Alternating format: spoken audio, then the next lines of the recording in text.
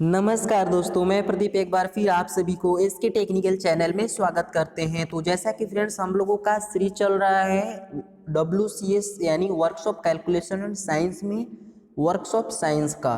तो फ्रेंड्स यहाँ पे हमने वर्कशॉप साइंस में फर्स्ट टॉपिक को कंप्लीट कर चुके हैं जो कि आपका था मटेरियल साइंस। जी हाँ फ्रेंड्स, मटेरियल साइंस से जो भी इम्पोर्टेंट क्वेश्चन है हम यहाँ पे इसको कंप्लीट किए हैं लगभग 5 वीडियो में, जिसमें कि प्रत्येक वीडियो में हमने 20 क्वेश्चंस को बहुत अच्छे से डिस्कस करने का प्रयास किया है। अगर फ्रेंड्स अभी तक आप लोगों ने उस वीडियो को नहीं देखे हैं तो इस वीडियो के डिस्क्रिप्शन में उनका लिंक दिया हुआ है फ्रेंड्स, आप वहां से जाकर उस वीडियो को वॉच कर सकते हैं और अपना डाउट क्लियर कर सकते हैं।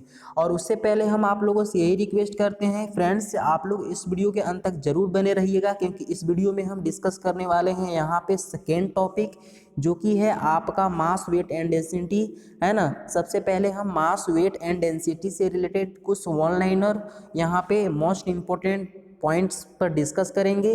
देन हम लोग यहाँ पे इसके ऑब्जेक्टिव टाइप क्वेश्चंस को लेकर आएंगे, है ना। तो सबसे पहले इसके मेन पॉइंट क्या है, कहाँ से क्वेश्चन पूछते हैं, हम उसके यहाँ पे पॉइंट लेकर आए हैं जिस पे हम ज़्यादा फोकस करेंगे। तो आइए समय को बिना गवाए हुए इस वीडियो को स्टार्ट करते हैं। और फ्रेंड्स हम आप लोगों से यही रिक्वेस्ट करते हैं कि आप लोग अगर हमारे चैनल में नए हैं तो इस चैनल को सब्सक्राइब कर बेल नोटिफिकेशन को ज़रूर ऑन कर लीजिएगा, ताकि इसी तरह का रेगुलर अपडेट आप तक मिलती रहे। तो चलिए अब हम इस क्लास को स्टार्ट करते हैं। ये सारा जो PDF है हमने डिस्कस कर चुका है ना। तो आप जा कर के डिस्क्रिप्शन से इस वीडियो को भी देख सकते हैं और इस क्वेश्चंस को कंप्लीट कर सकते हैं। तो आइए हम यहाँ पे डिस्कस कर लेते हैं कि मास वेट एंड डेंसिटी से रिलेटेड क्या है और इससे कहाँ कहाँ से क्वेश्चन पूछे जाते हैं। फ्रेंड्स हम इस टॉपिक में बात करेंगे यहाँ पे जितने भी ITI के सिलेबस हैं वर्कशॉप कैलकुलेशन साइंस का, हम उसी पॉइंट को बस यहाँ पे डिस्कस कर रहे हैं, है ना। तो ये ध्यान दीजिएगा, ये ज़्यादातर ITI स्टूडेंट के लिए बहुत ही इंपॉर्टेंट है, क्योंकि इस तरह से क्वेश्चन यहाँ पे पूछ लिए जाते हैं। तो देखिए यहाँ पे आप लोगों का जो पॉइंट है सेकेंड टॉपिक है यहाँ पे हमारा मास वेट एंड डेंसिटी। जी हाँ फ्रेंड्स, ध्यान दीजिएगा, बहुत ही इम्पोर्टेंट है और आप लोग एक कॉपी और पेन लेकर जरूर बैठें और इस सभी पॉइंट्स को नोट भी करते जाइएगा। तो चलिए देख लेते हैं। फर्स्ट हमारा पॉइंट है फ्रेंड्स, यहाँ पे देखिएगा बोला गया है सबसे पहले मास की अगर हम बात करें तो मास क्या होता है ना। तो फर्स्ट पॉइंट नोट करिएगा आप सभी, एक वस्तु अपने अंदर पदार्थ की जितनी मात्रा रखती है वह उस वस्तु की मात्रा या द्रव्यमान कहलाता है। जी हाँ फ्रेंड्स, बहुत ही इंपॉर्टेंट पॉइंट है, यहाँ से क्वेश्चंस पूछ लिए गए हैं, है ना। तो देखिए अगर हम बात करें द्रव्यमान की, तो पदार्थ जो है अपने अंदर किसी भी पदार्थ की जितनी मात्रा रखती है, जैसे मान लीजिए कोई भी हमारा वस्तु है ना, वो वस्तु अपने अंदर पदार्थ का जितना मात्रा रखता है उसे हम क्या कहते हैं, द्रव्यमान।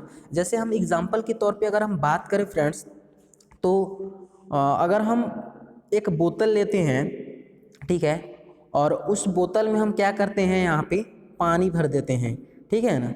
तो इस बोतल में भरा हुआ जो पानी है वो क्या है, इसकी मात्रा हुई, है ना, क्या हुई, मात्रा हुई।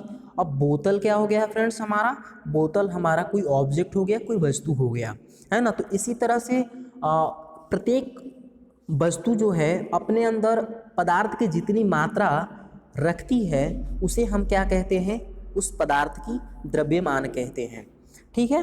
इसको नोट डाउन करिएगा, वेरी इंपॉर्टेंट क्वेश्चन है यहाँ पे, ठीक है। नेक्स्ट यहाँ पे देखिए पॉइंट है फ्रेंड्स, वस्तु का द्रव्यमान सदैव स्थिर रहता है ना। यहाँ से आपसे क्वेश्चन पूछे जाते हैं कि वस्तु का द्रव्यमान जो है स्थिर रहता है या अस्थिर रहता है। तो ध्यान दीजिएगा फ्रेंड्स, वस्तु का जो द्रव्यमान है सदैव स्थिर रहता है, ये कभी चेंज नहीं होता है, ये कभी चेंज नहीं होता है। या आप इसको किसी अन्य जगह पर लेके चले जाएं, या आप इसको पानी में डुबो दें, है ना, या आप किसी भी परिस्थिति में लेके चले जाएं, वस्तु का द्रव्यमान कभी भी चेंज नहीं होता है ना। यहाँ पे फोकस करिएगा, भार में कमी आती है ना। तो अगर हम यहाँ पे डिफरेंट निकालें, डिफरेंस क्या होता है, मास और वेट में। यानी अगर हम बात करें द्रव्यमान और भार में अंतर क्या होता है फ्रेंड्स, अंतर यही होता है कि जो द्रव्यमान है हमारा स्थिर रहता है लेकिन भार हमारा स्थिर नहीं रहता है। क्यों? क्योंकि द्रव्यमान को अगर हम किसी स्थान पर ले जाएं तो ये चेंज नहीं होगा, लेकिन भार क्या हो जाएगा, चेंज होगा। तो इसको हम आगे डिस्कस करेंगे भार के टॉपिक में। तो चलिए इसको नोट करिएगा कि वस्तु का द्रव्यमान सदैव क्या होता है, स्थिर रहता है, याद रखना है आपको। नेक्स्ट पॉइंट है फ्रेंड्स यहाँ पे कि द्रव्यमान एक अदिश राशि है। जी हाँ फ्रेंड्स, क्या है, द्रव्यमान अदिश राशि है, याद रखिएगा आप सभी, ठीक है। अब यहाँ पे देखिएगा अगला यहाँ पे पॉइंट है, अगला पॉइंट है कि द्रव्यमान पर स्थान या दशा परिवर्तन का कोई प्रभाव नहीं पड़ता है। हमने अभी जस्ट बताया कि द्रव्यमान पर स्थान या दशा परिवर्तन का कोई प्रभाव नहीं पड़ता है। नोट करेंगे आप सभी, वेरी इंपॉर्टेंट पॉइंट है, ठीक है। नेक्स्ट है यहाँ पे, जब कोई वस्तु द्रव में डुबोया जाता है तो उसके द्रव्यमान में कोई अंतर नहीं होता है। यहाँ से आपसे क्वेश्चन पूछे जाते हैं कि ऐसे क्वेश्चन पूछे जाएंगे कि जब किसी भी वस्तु को जल में डुबोया जाता है तो उसके निम्न में से किस में कमी आती है, तो वहाँ पे ऑप्शन रहेगा द्रव्यमान, भार इत्यादि, इस तरह से करके रहेगा। तो वहाँ पे राइट आंसर आपका क्या हो जाएगा, द्रव्यमान हो जाएगा। तो ये आप नोट करेंगे क्या, जब कोई वस्तु द्रव में डुबोया जाता है तो उसके द्रव्यमान में कोई अंतर नहीं होता है, ठीक है। अब चलिए नेक्स्ट यहाँ पे पॉइंट है friends, very very important point है, यहाँ पे ध्यान दीजिएगा, यूनिट से रिलेटेड है। यहाँ से क्वेश्चन पूछ लिए जाते हैं। देखिए एसआई प्रणाली में द्रव्यमान की इकाई क्या होती है, आपसे क्वेश्चन अगर पूछा जाए तो क्या होगा, किलोग्राम होगा। नोट करेंगे आप सभी, ठीक है। अगला यहाँ पे पॉइंट है, सीजीएस प्रणाली में द्रव्यमान की इकाई क्या होता है, तो ग्राम होता है ना, सीजीएस प्रणाली में। एफपीएस प्रणाली में द्रव्यमान का इकाई क्या होता है, पौंड होता है, ठीक है। सबसे पहले हम यहाँ पे थोड़ी सी हम चर्चा करेंगे जो सिस्टम है हमारा, है ना, सिस्टम की ओर। तो देखिए मेजरिंग सिस्टम जो होता है ना वो तीन प्रकार के होते हैं, तीन प्रकार के होते हैं। मेजरिंग सिस्टम जो होते हैं वो तीन प्रकार के होते हैं। हाँ, वो क्या होता है, एक होता है हमारा एफपीएस होता है, एक हमारा होता है सीजीएस होता है, और एक हमारा होता है एमकेएस होता है। आप यहाँ पे याद रखिएगा कि लंबाई का जो मात्रा हमारा एमकेएस में होगा मीटर होगा, द्रव्यमान का मात्रक क्या होगा, केजी होगा, और समय का मात्रक क्या होगा, सेकेंड होगा। इसी तरह से अगर हम क्या यहाँ पे बात करेंगे सीजीएस में, अगर हम बात करें तो सीजीएस में क्या होता है, लंबाई का मात्रक सेंटीमीटर होता है ना, द्रव्यमान का मात्रक ग्राम होता है, और समय का मात्रक सेकेंड होता है। उसके बाद अगर हम बात करें एफपीएस में तो यहाँ पे लंबाई का जो मात्रक होता है फुट होता है ना, द्रव्यमान का मात्रक जो होता है हमारा पाउंड होता है, और समय का मात्रक सेकेंड होता है। तो फ्रेंड्स इस तरह से आप याद रखिएगा जो है ना, ये एफपीएस, सीजीएस और एमकेएस जो हमारी है वो तीन प्रणालियाँ होती हैं। अब यहाँ से पूछ लिए जाते हैं मीट्रिक और ब्रिटिश प्रणाली भी होते हैं, है ना। तो सीजीएस और एमकेएस को मिलाकर हम मीट्रिक प्रणाली कहते हैं, और अगर हम बात करें ब्रिटिश तो अकेला यहाँ पे एफपीएस जो है वो ब्रिटिश पद्धति के अंतर्गत आता है। तो इस तरह से यहाँ पे आपको हमने यहाँ पे बताने का प्रयास किया कि द्रव्यमान को अगर पूछा जाए तीनों प्रणाली में तो क्या उसका यूनिट होना चाहिए। तो ये सब आप लोग नोट कर लीजिएगा, वेरी वेरी इंपॉर्टेंट पॉइंट है, ठीक है ना। अब चलिए अगर हम यहाँ पे बात करें, अगला है हमारा भार, ठीक है। भार से रिलेटेड हम यहाँ पे कुछ इम्पोर्टेंट पॉइंट को डिस्कस करेंगे। देखिएगा फर्स्ट पॉइंट है आपका, पृथ्वी का गुरुत्वाकर्षण बल प्रत्येक वस्तु को उसके केंद्र की ओर खींचता है, ठीक है। ध्यान दीजिएगा, कह रहा है कि पृथ्वी क्या लगाती है, गुरुत्वाकर्षण बल लगाती है किसी भी वस्तु को अपनी केंद्र की ओर खींचने के लिए, है ना। ध्यान दीजिएगा, ये हमारा कोई अर्थ है, पृथ्वी है, और ये पृथ्वी क्या करती है, कोई भी ऑब्जेक्ट को अपने केंद्र की ओर खींचती है।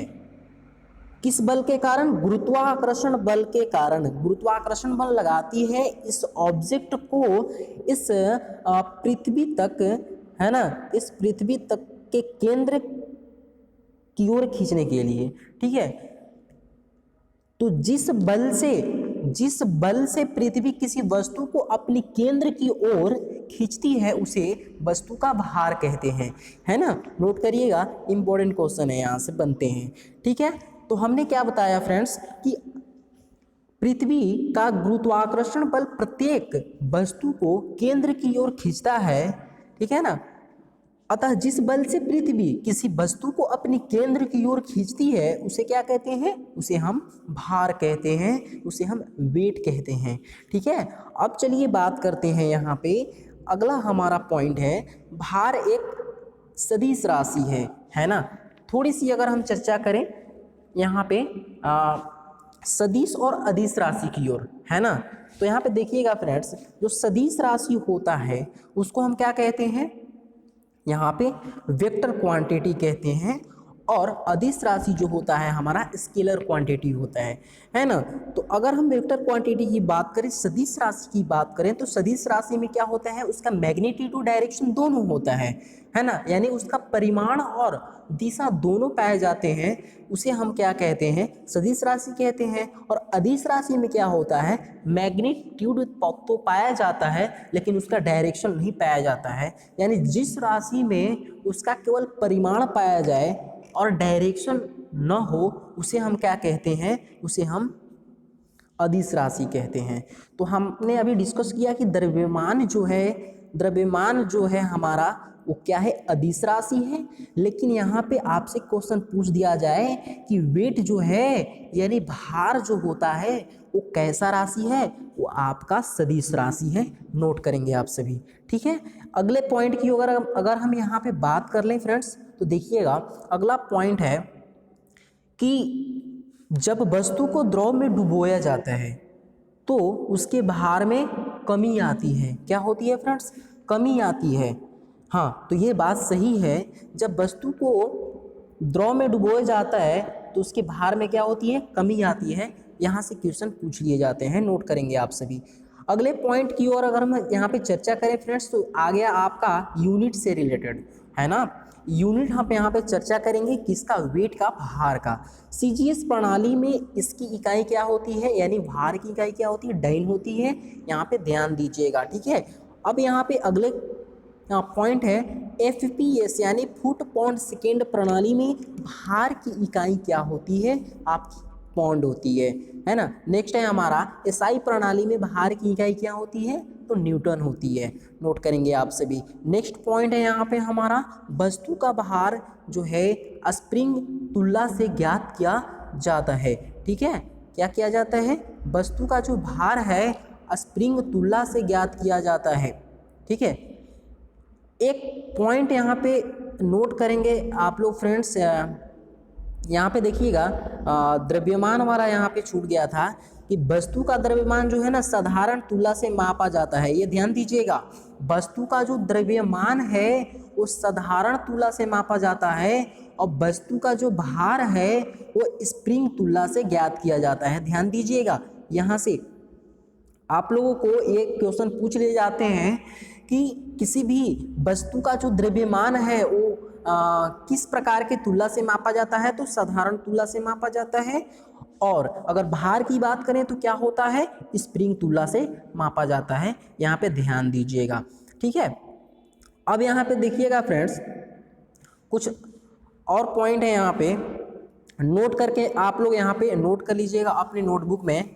बोल रहा है कि W, ठीक है ना, यहाँ पे ध्यान दीजिएगा, जो आपका W है वो क्या इंडिकेट कर रहा है, वस्तु का भार इंडिकेट कर रहा है।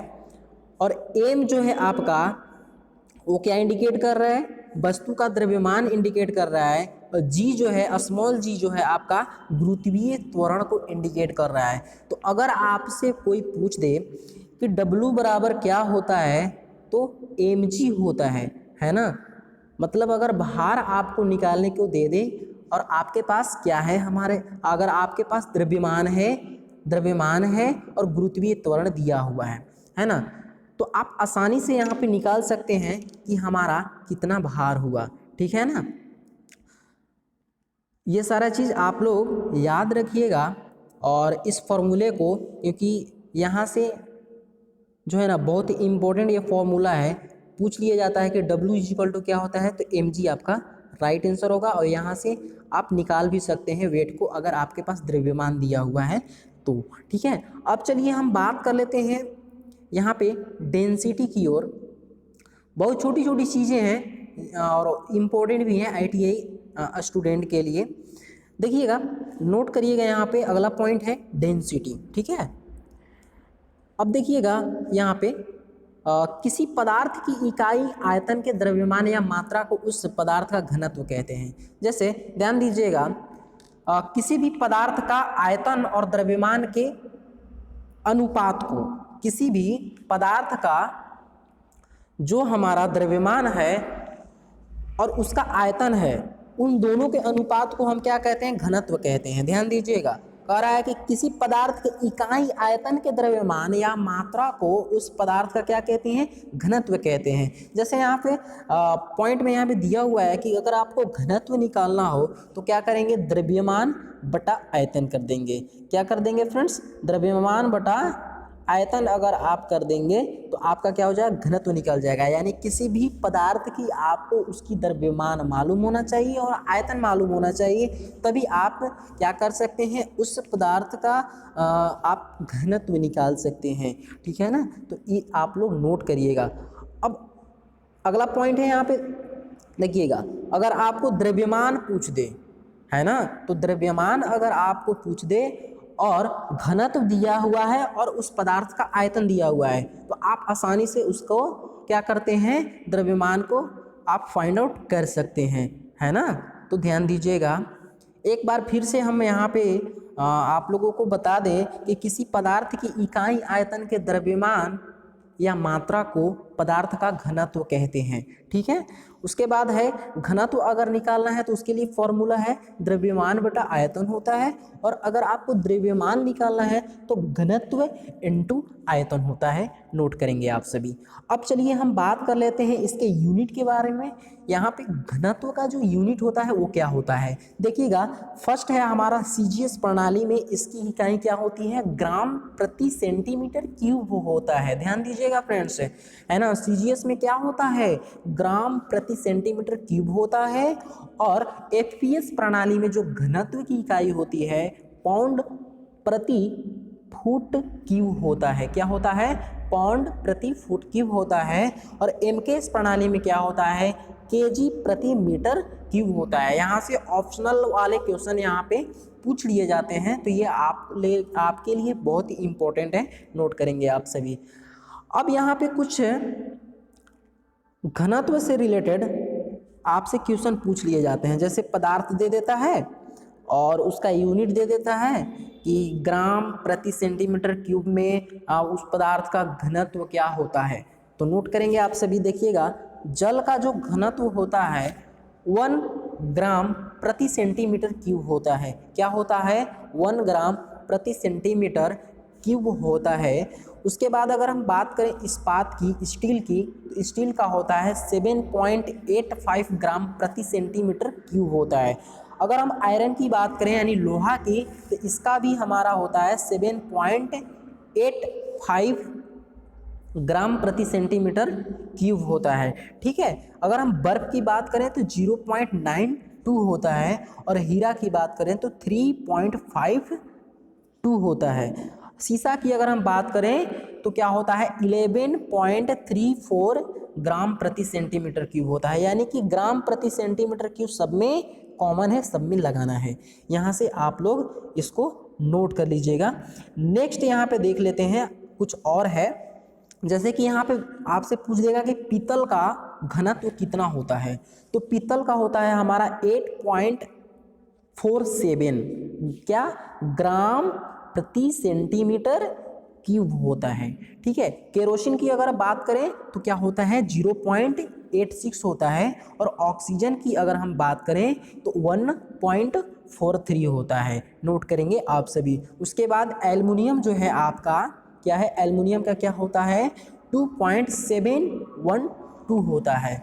तो फ्रेंड्स, इस तरह से आप लोग इस पॉइंट को नोट कर लीजिएगा, क्योंकि आईटीआई एग्ज़ाम से रिलेटेड ये बहुत ही इम्पोर्टेंट पॉइंट है आपके वर्कशॉप कैलकुलेशन एंड साइंस में, वर्कशॉप साइंस से रिलेटेड। क्लियर?